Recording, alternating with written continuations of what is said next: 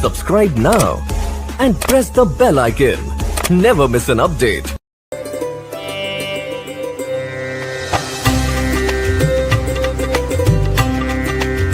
Hello दोस्तों, कैसे हैं आप लोग। उम्मीद करता हूँ आप अच्छे ही होंगे। दोस्तों, रानीखेत उत्तराखंड में स्थित एक बहुत ही खूबसूरत और बहुत ही पॉपुलर हिल स्टेशन है। रानीखेत की खूबसूरती बहुत ज़बरदस्त है और रानीखेत आप सभी को एक बार विजिट ज़रूर करना चाहिए। और अगर फ्यूचर में आप रानीखेत का टूर प्लान बनाते हैं तो ये वीडियो आपके लिए बहुत ही हेल्पफुल रहेगा। इस वीडियो में मैं आपको बताऊंगा कि आप कैसे रानीखेत बहुत ही सस्ते और अच्छे तरीके से घूम सकते हैं। जानने के लिए वीडियो को पूरा ज़रूर देखें। और अगर आप और ज़्यादा इंफॉर्मेटिव वीडियोस देखना पसंद करते हैं तो मेरे चैनल को सब्सक्राइब कर बेल आइकॉन को दबाना ना भूलें, ताकि आने वाली हर एक वीडियो का नोटिफिकेशन सबसे पहले आप तक पहुंच जाए। तो चलिए आज फिर घूमते हैं रानीखेत। तो चलिए सबसे पहले बात करते हैं रानीखेत कैसे पहुंचा जाए। दोस्तों, अगर दिल्ली की बात करें तो रानीखेत दिल्ली से 372 किलोमीटर दूर है। और अगर आप रानीखेत बाय फ्लाइट आना चाहते हैं तो रानीखेत के सबसे नज़दीक एयरपोर्ट पंतनगर है। पंतनगर से रानीखेत की दूरी लगभग 109 किलोमीटर की दूरी है।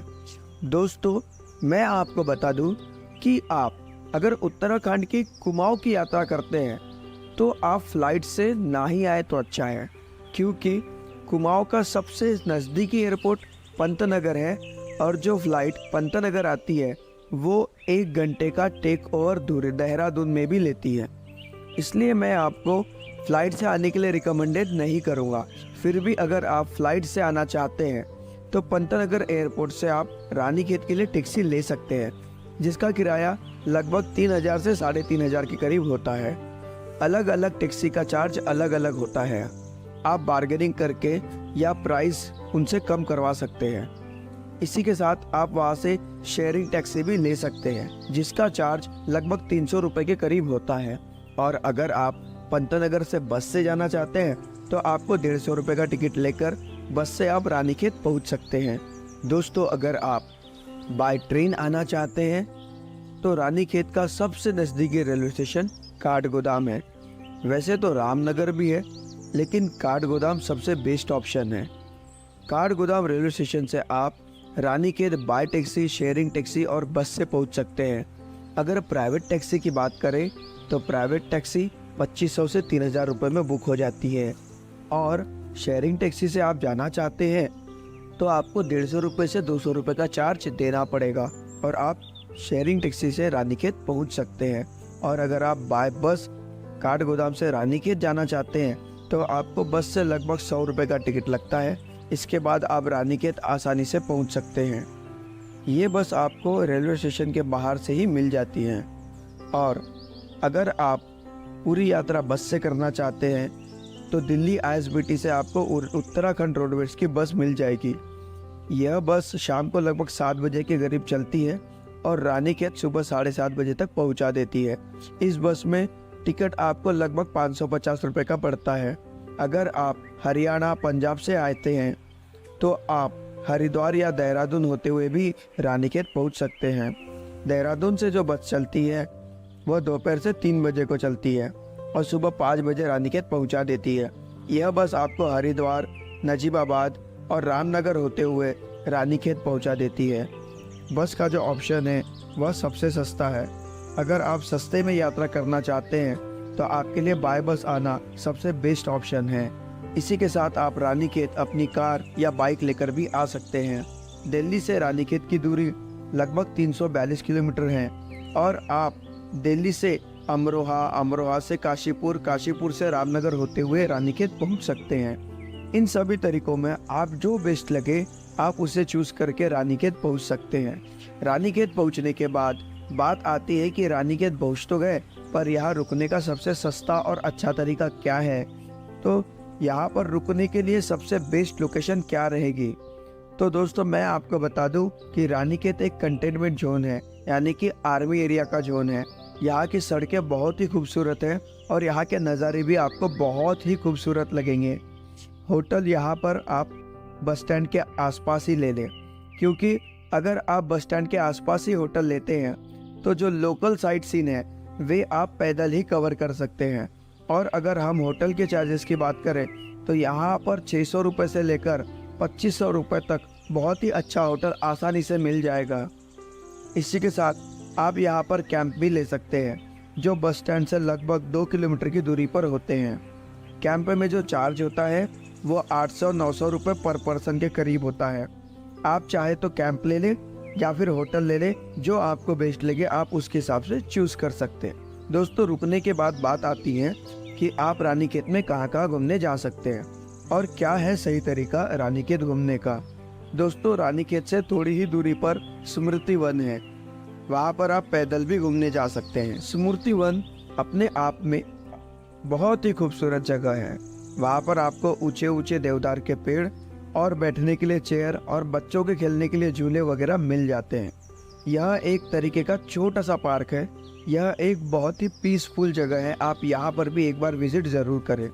दोस्तों, इसके बाद आप रानी झील घूमने जा सकते हैं। रानी झील की मेन बस स्टैंड से दूरी 1.5 किलोमीटर है।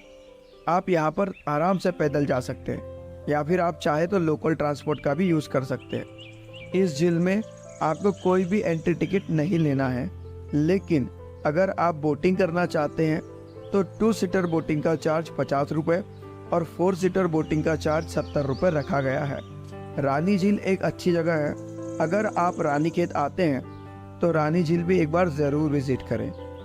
रानी झील के बराबर ही एक एडवेंचर पार्क है। आप यहाँ पर बहुत सारी एक्टिविटीज़ कर सकते हैं। आप यहाँ पर zorbing, flying box, Burma bridge और वाटर पार्क को एंजॉय कर सकते हैं। यहाँ पर प्रत्येक एक्टिविटी का चार्ज मात्र 100 रुपये रखा गया है। दोस्तों, रानी झील घूमने के बाद आप रानीखेत के झूला देवी मंदिर को घूमने जा सकते हैं।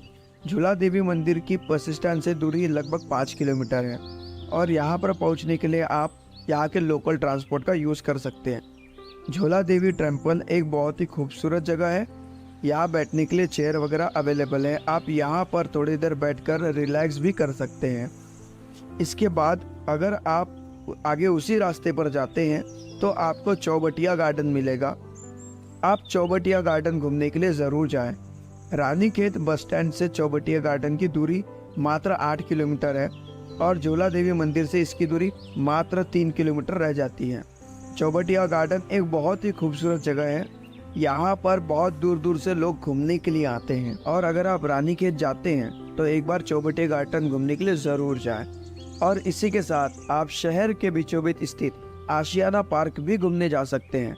यहाँ पर बच्चों के लिए झूले और एडवेंचर एक्टिविटीज़ अवेलेबल हैं और इस पार्क से आप हिमालय पर्वतमाला की खूबसूरत नज़ारों का आनंद ले सकते हैं। इसके साथ ही आप यहाँ की सबसे मशहूर जगह गोल्फ ग्राउंड घूमने ज़रूर जाएं। रानीखेत का गोल्फ ग्राउंड पूरे भारत में ही नहीं पूरे दुनिया में फेमस है। रानीखेत बस स्टैंड से गोल्फ ग्राउंड की दूरी मात्र 5 किलोमीटर है।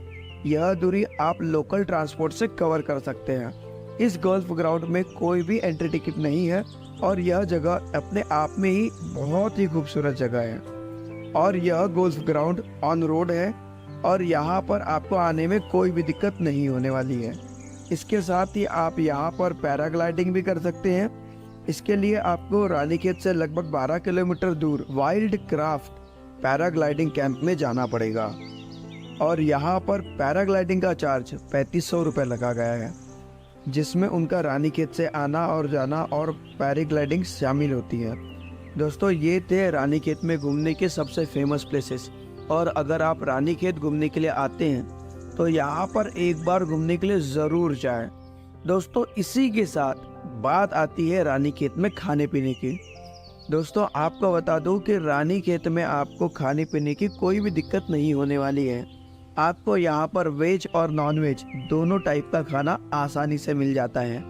आप यहाँ पर नॉर्थ इंडियन, चाइनीज़ और पंजाबी और पहाड़ी खाना भी खा सकते हैं।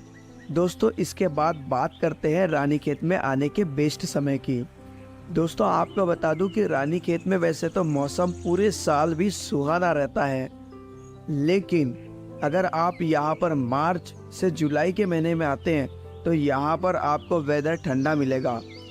और अगर आप यहाँ पर बरसात के मौसम में आते हैं जैसे जुलाई और अगस्त या सितंबर के टाइम में, तो यहाँ पर आपका वेदर फॉगी टाइप में मिलेगा। मतलब यहाँ पर आपको चारों तरफ फॉग ही फॉग दिखाई देगी, जिसका नज़ारा बहुत ही खूबसूरत होता है। और अगर आप यहाँ पर सर्दियों के टाइम में आना चाहते हैं तो आपको यहाँ पर बर्फबारी भी देखने को मिल जाएगी। दिसंबर, जनवरी और फरवरी के टाइम पर यहाँ पर बर्फ पड़ जाती है। आप अपने हिसाब से मौसम को चूज करके घूमने के लिए आ सकते हैं कि आप किस टाइम में घूमना पसंद करेंगे। आप यहाँ पर किस टाइम में घूमना पसंद करेंगे हमें कमेंट बॉक्स में ज़रूर बताएं। इसी के साथ आप यहाँ पर रानीखेत के आसपास की जगह भी घूमने जा सकते हैं, जैसे नैनीताल, मुंशियारी और अगस्त्यमुनि। इन जगहों को आप विजिट कर सकते हैं। नैनीताल का वीडियो मैंने ऑलरेडी पब्लिश कर रखा है, जिसका लिंक मैं डिस्क्रिप्शन बॉक्स में और ऊपर आई बटन पर दे दूंगा। अगर आप नैनीताल आते हैं या फिर रानीखेत आते हैं तो आप रानीखेत और रानीखेत के साथ नैनीताल दोनों को विजिट कर सकते हैं। दोस्तों, अगर हम बजट की बात करें तो अगर आप दिल्ली से बस में आते हैं तो दिल्ली से रानीखेत बस टिकट लगभग 550 रुपये का है और दोनों तरफ का टिकट आपको मात्र 1100 रुपये में हो जाएगा। और होटल आपको आसानी से लगभग 800 रुपये में मिल जाएंगे। फूड में लगभग 500 रुपये और लोकल ट्रांसपोर्ट से अगर आप यहाँ पर घूमते हैं तो मात्र 500 रुपये लगते हैं। इन सभी खर्चों के साथ एक व्यक्ति का मात्र 2500 से 3500 का खर्चा आता है रानीखेत घूमने में। रानीखेत घूमने के लिए आप सुबह ही पहुंच जाइए और उस दिन पूरा दिन घूमिए और रात को होटल में स्टे करने के बाद अगले दिन सुबह के समय फिर से घूमिए और शाम के समय वापस वहां से अपने शहर के लिए निकल जाइए। इसी के साथ आपकी रानीखेत की मज़ेदार यात्रा यहीं पर समाप्त हो जाएगी। अगर आप रानीखेत आना चाहते हैं तो आप भी हमें कमेंट करके ज़रूर बताइए। और अगर वीडियो अच्छी लगी है तो वीडियो को लाइक करें, अपने दोस्तों के साथ शेयर करें, ताकि वो भी इस इंफॉर्मेटिव वीडियोस के देखने के साथ रानीखेत जाने का मन बना सके। दोस्तों, इसी के साथ मैं आपसे अलविदा लेता हूँ। वीडियो देखने के लिए आपका बहुत बहुत धन्यवाद। जय हिंद।